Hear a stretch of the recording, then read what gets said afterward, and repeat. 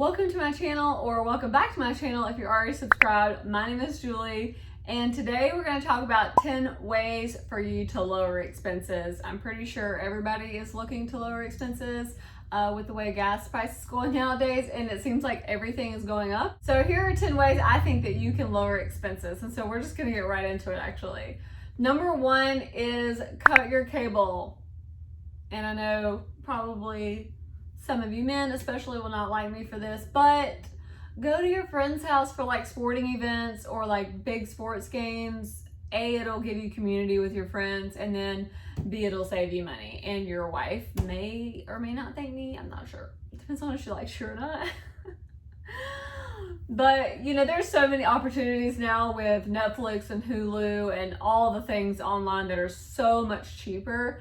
So I recommend that you cut cable, and it can just be for a temporary time. But also another thing you could do is call the cable company, and sometimes like you can just like tell them that you're going to go to another cable company and they'll actually lower your price. Or you can just say, hey, are there any deals running? And they'll lower your rate. And this has happened to me before. Back when I had cable, I haven't had cable since like, I don't even remember, 2014, 2013, something like that. So, and it's 2022 now. So I cut cable out a long time ago, but I'm also not like a huge sports person. I'm not a huge TV person. So sorry, I need my coffee because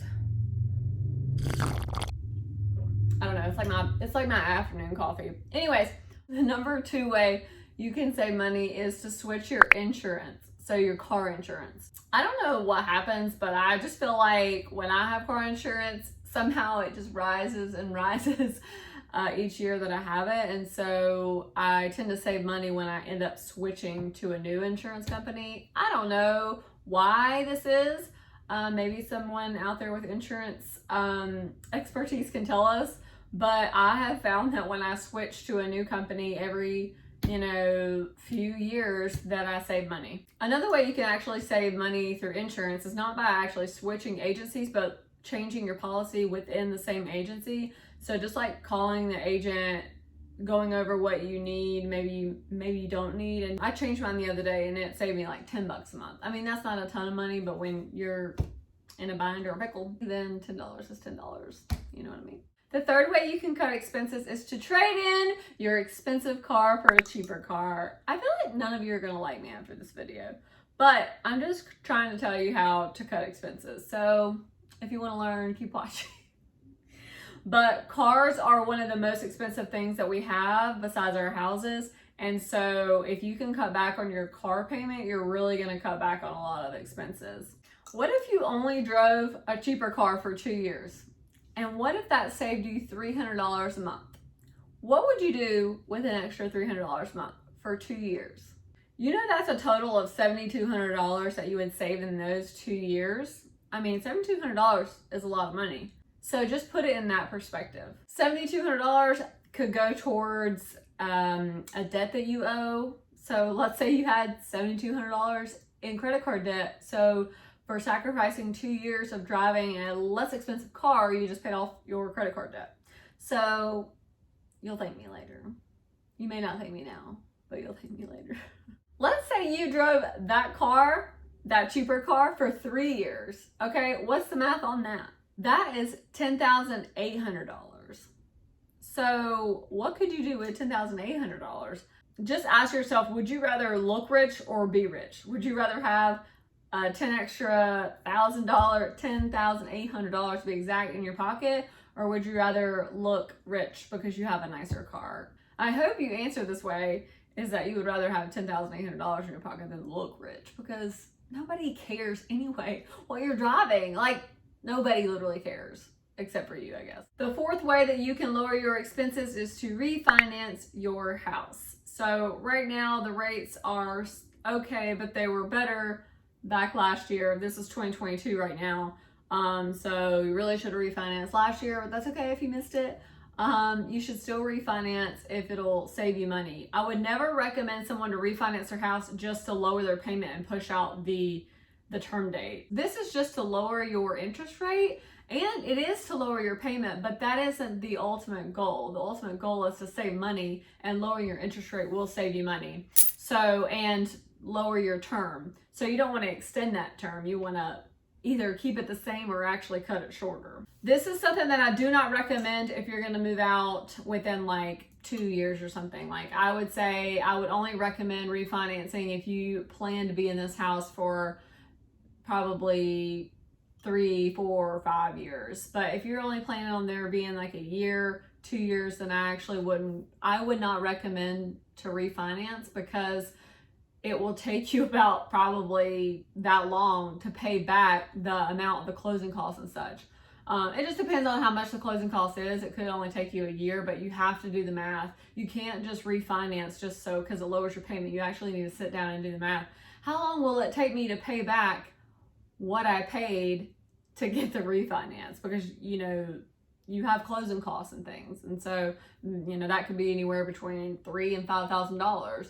So you don't want to, if the math doesn't make sense, don't do it. My fifth way to lower expenses is to eat out less. And I know y'all probably aren't going to like this either, but cooking can save you so much money. It's like ridiculous how much money it can save you. Like, if you do the math, like, you could pay like $2 to make a home cooked meal and $15 out to eat. And then if you're out to eat, you get extra stuff that you normally wouldn't eat at home, like dessert, drinks, appetizers. Like, what? You don't need all that. And then you leave and you have a food baby. It's just not good for anybody. It's just not good. A lot of people don't know how much they're actually spending when they're eating out. So back before I started budgeting, I was, you know, eating out normal or whatever. And then I started budgeting and I realized I was spending $300 a month out to eat, which is insane for one person. And so tracking that helped me reel it in. So now I only spend between $100 and $150 a month on eating out.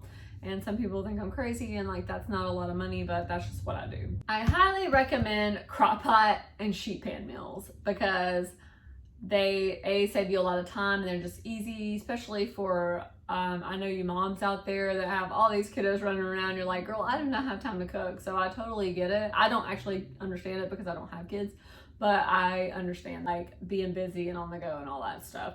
So I'm gonna, in the description below, I'm gonna actually put a link to my favorite crock pot and sheet pan meals that I found on Pinterest. So check those out and they can save you a lot of time. Also, meal prepping, you guys know, saves a ton of time and money, and it prevents you from being tempted to go out to eat. So like, I kind of will meal prep on Sunday. My schedule's kind of changed a little bit, so but I try to meal prep so I have food ready in the house, because when you don't have food ready is when you go out to eat, because you're like, I don't feel like cooking. But if you have a day where you have a little more free time, maybe a Saturday or Sunday, then you cook. You kind of like make a bunch of meals, 2 or 3, depending on how many people you have in your family, how many mouths you have to feed. Like a good crock pot meal will go a long way and feed, like, sometimes I get sick of the soup that I eat because I'm like, I have like 8 helpings of it. I'm like, nobody can eat that much soup. My number 6 way to lower expenses is to do a no spend month. For those who know me or follow me know that I do this every January. I've done this every January for about, I think I'm on like my 6th year or something like that. And I save a lot of money. Do a no spend month. It doesn't have to be January. It could be another month, but these are really, really helpful. And they also help practice self-discipline, because especially January, you're coming out of Christmas. You just spent all your money, your whole life savings basically, on all these Christmas gifts. And so in January, you just, you know, reel it back in and say, I'm not going to spend money. I'm not going to go out. We've already done all these holiday events. You don't need to go anywhere. You just need to chill. And so that's what I do in January. All my friends and family know it. So they know if they invite me somewhere, they got to pay for it basically. Like, I'm not paying for it. I can pay for it, but I'm doing this no spend thing. So I can't pay for it technically. So basically a no spend month is no going out to eat, no shopping. I cancel my subscriptions or pause them. And basically you only spend money on absolute necessities. So think bills, things that make you keep on living. You know, toiletries, all that stuff. Obviously those are necessities. No coffee, no, I even sometimes will pause my gym membership and work out at home during that time. So those are just things that I cut out on my no spend months. And so those are a really, really great way to save money and lower expenses, because it's a whole month of basically not spending. And you'll be surprised, like you'll feel really good at the end and be like, man, like I totally do have the self-control to say no to all this stuff. And it'll really help you with the rest of the year, or wherever you are in the year, if you do it in the middle of the year that month. But following that, you'll be more conscious of what you buy, because you've done this no spend month, and it really gives you time to like think about like how much money you would spend. So I sit there, I'm like, I need this on Amazon, and like I don't need it. And so that I would have spent money on that. And you'll like see throughout the month, like, oh, I wish I had that, or wish I had that, or I need this, but you actually don't actually need it. Like, well, the things that I would think of, you know, I'm like, I need a new hair mousse. No, you don't, Julie. You have about 20 different products in my cabinet right now. So also a few things that I forgot to mention that you're not allowed to do on no spend months are vacations and nails. So I think I go get my nails done like literally December like 31st, and then I make them last like the whole month of January. It's hilarious. They actually don't look that bad because I get acrylics, and so you have to mentally prepare for that month kind of thing. So I should do like a whole probably YouTube on just no spend months, because I could just keep talking about it, but we're gonna stop talking about it and go to the next one. My 7th way to lower expenses is to cut back on the hair salon, ladies. The hair salon is really expensive.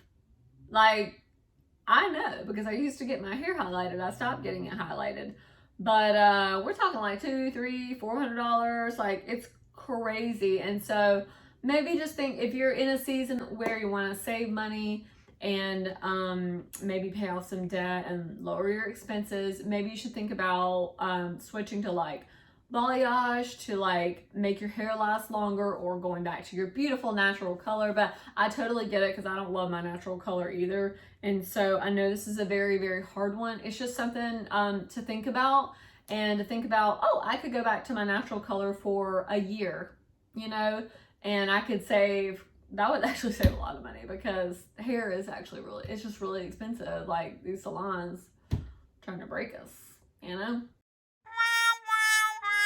But there are some really good salons out there that actually don't charge a lot. But that's just one way to lower expenses. Don't hate me, ladies, if your husband's watching this. I'm sorry. My 8th way to lower expenses is to work out at home. And this, I think, should be temporary, because, well, for me, it's temporary when I do my no spend, or I'm in a season of like saving, because I love community and I love going to the Y and just like, you know, being around people. And so if you struggle with depression, or you are single, you really should be getting out. You should be going to the gym. And this is like a whole separate topic, but I am just a firm believer in community and not isolating yourself. And so this I recommend only for a season, but it just depends on who you are. If you're a married couple and you want to work out at home together, like, that's amazing. But this is mainly for my single ladies and my people that maybe will struggle with depression. Like, community is just so important, and being around people is so important. So, but that's just another way to save money. You know, the gym could be anywhere between $20 and $70 a month. It could be more than that. And so get yourself a couple dumbbells, and there are so many free YouTubes, free Instagram workout plans, apps, all the things that you can watch for free and save money. Also, another thing about the gym is I found out recently that Planet Fitness has like buddy passes. And so my friend has a Planet Fitness membership, and you can like get a buddy pass for free forever, which I'm like so confused about. And I'm like, hopefully I'm not misunderstanding this and totally giving y'all wrong information. But as always, check your resources. I'm not an expert in any subject ever. But yeah, so like you could just go along with your buddy. I mean, you would have to go to the gym with them every time, which could be fun and have accountability. But that's just another way to save money is just go to the gym with him and do a buddy pass. I didn't even know that was a thing. My 9th way to lower expenses is to cancel subscriptions. So you need to go through like all the apps that you're paying for, making sure they're actually using them, or like extra storage, all this stuff like half the time we don't even use. And there was an app one time that I totally forgot about. It was a plant app. It was like help me keep up with like when to water it, but it was like actually more stressful than helpful because like it would always just like ding ding ding. So now I just like I water my plants upstairs on one day, and then another day I water them all downstairs. All that to say is that app was like $30 some. I think it was only like $30 some a year, but still I was paying like monthly. I'm like, I don't even like this app. And so go through your apps, make sure you're using the ones that you're paying for, and cancel them if you can, because that's a way to lower expenses. Cancel maybe storage that you don't need, and then you know, if you have Hulu and don't watch Hulu, then cancel it. My last tip on lowering expenses, number 10, I don't want to spill my coffee. I gotta put it like this. Number 10 is to give up alcohol and nicotine. And I know I don't really struggle with this, but I know nicotine can be super addicting. And so I know this isn't just like, oh, well, let's just give it up. Like, I know it's not that easy. So, but just consider it, because it's costing you so much money to smoke cigarettes or e-cigs, whatever. Like, I'm not even up on like what the new things are, but like, I know there's like vaping and e-cigs and all this stuff.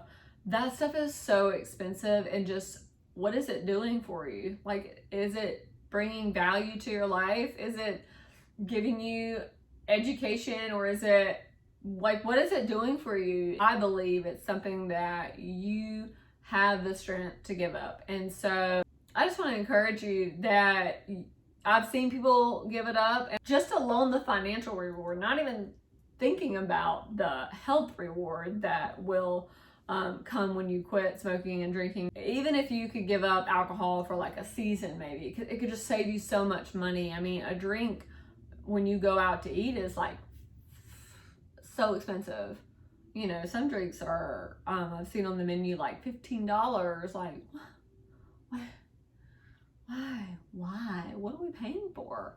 You know, wine, liquor, all that stuff can really add up. And so it's just another way to lower your expenses. And that's it. Those are my 10 ways to lower expenses. And so there's obviously all kinds of other ways you can lower expenses. Those are just the 10 that are top of mind and the ways that I think you could save the quickest. And so I hope you enjoyed this video. I hope it was helpful. I hope that you are not mad at me. Below in the description, I'm going to put a blog that I wrote that basically this YouTube was based on. So it's the 10 ways to lower your expenses. So if you are a visual learner instead of an audible learner, I have written these 10 ways to lower your expenses in my blog. I really hope to do more of these. I really love talking about personal finance because I have went through the journey, and it's been a journey. And so I was in $37,000 in debt. I about said credit card debt, but it was a combination of all kinds of debt. But if you haven't watched it already, I have a crazy money story of how I bought 3 houses in 4 months and how I got out of debt. And so the link is going to pop up right here for that video. I'll also put it below, and you'll have to check that out. Thank you guys for watching. I hope this video was helpful. I hope that maybe you can just take one of the tips that I gave to lower expenses, and maybe you just do one of them. Maybe you don't have to do all of them. Maybe you just do one of them, and one of them may save you like $100 a month or $300 a month. I don't know. So, but also, in case you did not know, I am a money coach on the side. And so I help people with their budget. I help people with their debt plan. I help motivate people. I help encourage people to get out of debt, to save money, to make better decisions. And so if you're interested in learning more about my coaching, my email is in the description below, and we can set up a consultation to see if it's something that you would want to sign up for. I actually just got off of a Zoom call with one of my clients and we built her whole budget together. She had not done a budget before, and so we built the whole thing from scratch. And so I'm really excited about helping her. And so that's something that I can do for you to help you. Budgeting can be very overwhelming for people, and the thought of it can be like, oh my gosh, kind of like my organizing, how I've hired someone to come and help me organize my whole house because I'm like, I just can't do it by myself. I need like somebody to help me, and so you may feel the same way about budgeting. Like, I love that stuff and you may hate it. And so that is what I'm for, and we build it together, and we do all kinds of things on coaching calls. As of today, so if you're seeing this later on, the special may be gone, but today is March 24th, 2022, and right now I'm running a special 50% off from anyone who comes from the YouTube and signs up for coaching. And so if you watch this video and you email me and we end up doing coaching, then you will get 50% off of my money coaching. And so it's a special I run just for you YouTubers because I love y'all. Hit that subscribe button if you have not already, and hit that bell button so that you don't miss my next video. Okay? Until next time, bye!